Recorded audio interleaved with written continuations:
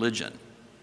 He's a theologian activist whose writing, teaching, preaching, and speaking is intended to move people of faith towards creating justice and living in solidarity with the oppressed. He's launching today's first ever GA Mosaic track, a 4-part workshop series that stems from Mosaic makers leading vital multicultural congregations. That's a national conference that considers 4 pillars of intentional multicultural community: leadership, worship, justice ministry, and congregational life. And worship, of course, as being critical for building multicultural sensitivity, sensibility, and community. He served as main presenter at the 2014 Mosaic Conference hosted by First Unitarian Tulsa. Welcome, Miguel.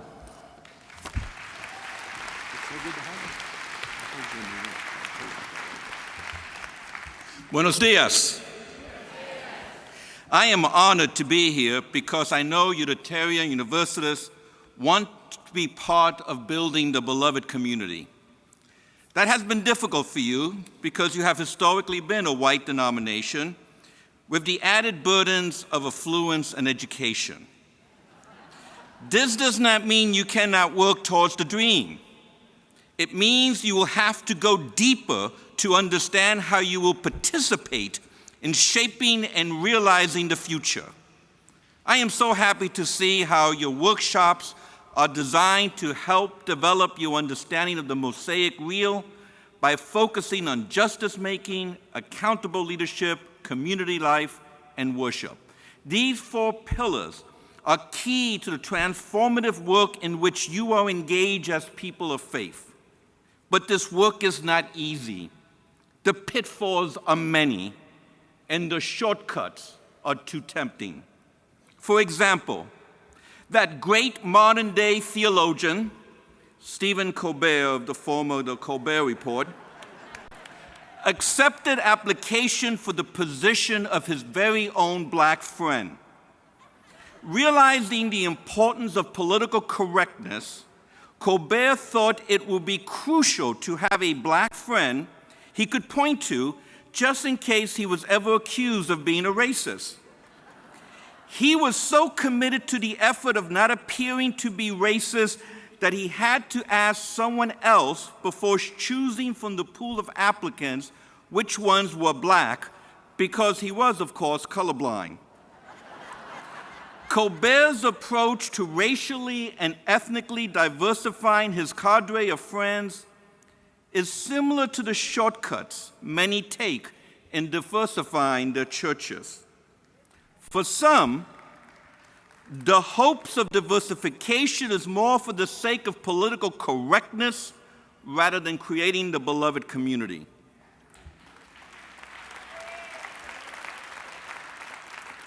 And while I appreciate the overtures made to include people of color into your fold, I must ask, why do you assume I will want to worship at your church?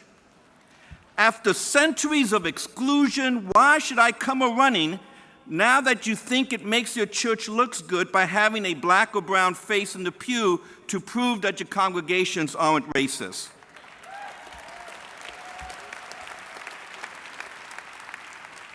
It is difficult for people of color to pray while sitting next to the banker who will charge me an extra point of interest because my last name is Latino. It is hard to shout praises while being stared by the police officer who gave me a ticket for driving while under the influence of being Hispanic. It's challenging to proclaim the mercies of my God, knowing that sitting across the aisle is a parishioner who refuses to show mercy towards the undocumented. Unless those within the congregation begin to honestly and seriously deal with white supremacy and class privilege, it is unlikely that believers of color will ignore the realities outside the church building and just come on in.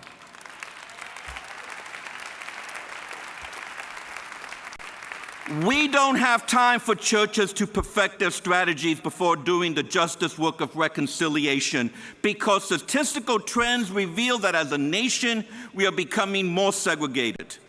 For the past half millennium, racial and ethnic forms of economic oppressions have been normalized and legitimized in the eyes of the overwhelming majority of Euro Americans, an entrenched understanding that has found religious justification. Due to the civil rights movement of the 1960s and other anti-racist, anti-colonial, and democratizing movements throughout the world, the way whites construct reality was radically changed and challenged. Nonetheless, repackaging white supremacy that secured structural inequalities and injustices under the concept of colorblindness preserved the historical racial hegemony. Thus, a mass racism and ethnic discrimination persists in our churches. Unfortunately, claiming colorblindness simply replaced racial domination with a racial hegemony that poses questions concerning the struggle for justice on a universal rather than on a corporate plane by integrating the opposition so as to nullify the more radical demands. The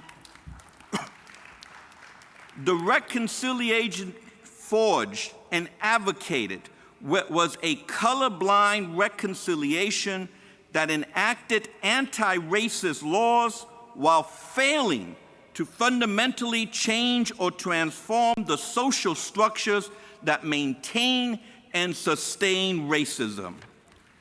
The more radical demands of the civil rights movement, i.e. equitable distribution of wealth, resources, and opportunities, was sacrificed in favor of limited economic, political, and cultural access to power and privilege for a minority of middle-class people of color. To claim the ideal of colorblindness allows church folk to approach racism on an individual rather than communal level. Euro-Americans can downplay, if not outright ignore, the importance of initiating social political acts that challenge the present embedded social structures that are detrimental to communities of color. For them, reconciliation is achieved through personal relationships across racial and ethnic lines, kind of like Colbert having a black friend. Stressing individual level actions over and against changing social structures allows those who are privileged by those same structures to feel righteous because of the public apologies offered with crocodile tears for past racist acts. Meanwhile, they could continue to benefit from the status quo that protects Eurocentric privilege. We are thus faced with the question, what is the best advice that can be given to whites living in a so-called post-racial society wishing to diversify their institution? Or to answer Rodney King's immortal question, can't we all just get along? Now, here's my disclaimer. I am an ordained Southern Baptist Latino preacher, so what I'm about to say should not be all that shocking. No church or institution should consider diversifying unless they first get saved. More specifically, they must nail their white supremacy and class privilege onto the cross so that they become a new creature. Becoming a new creature is not to be taken figuratively, but literally. The question that must be asked is how much must the institution is willing to change to die to itself to become a new locale where all can come, where all are welcome.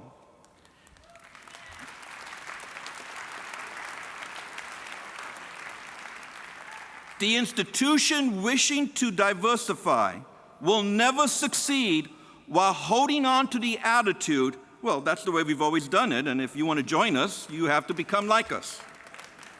The question we must ask is, if we are committed to building a new way, can we commit to the necessity that Black Lives Matter before rushing to All Lives Matter?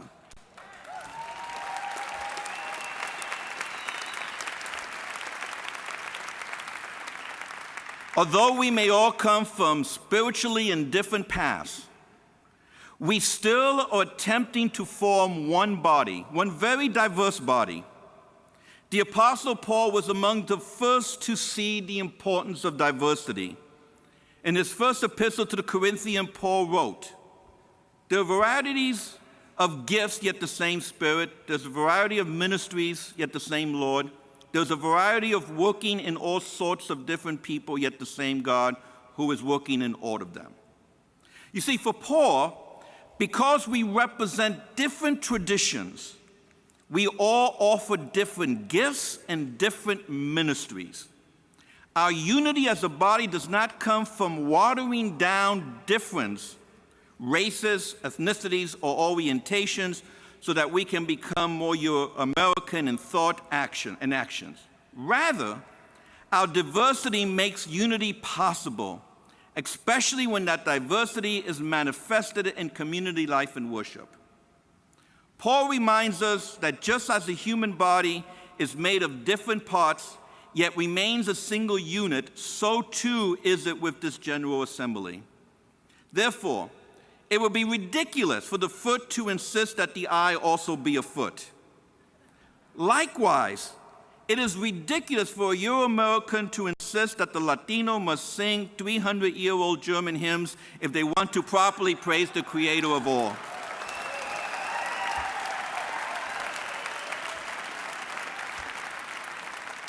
Likewise, it is absurd that African Americans must follow a Eurocentric liturgy in order to be more spiritual. If all parts conform to the will of one of its parts, how then could that be a body? The parts may be different, but the body remains one. I know that the first Mosaic workshop is called "Why Do We UUs Cross the Road?" Crossing the road is about justice ministry. The doing, orthopraxis, and not the believing, orthodoxy, is the answer for creating the beloved community. Moving beyond Stephen Colbert's political correctness requires the dominant culture's consciousness to be raised to consider the struggles of the neighbor of color without being defensive. The church discovers its own salvation through its solidarity with the marginalized. One engages in the process of liberation not to achieve the ultimate goal of having more faces of color in the congregation. One engages in the process of liberation for the sole purpose of becoming the church. Then, and only then, can we become one body poised in turning the world upside down. Gracias.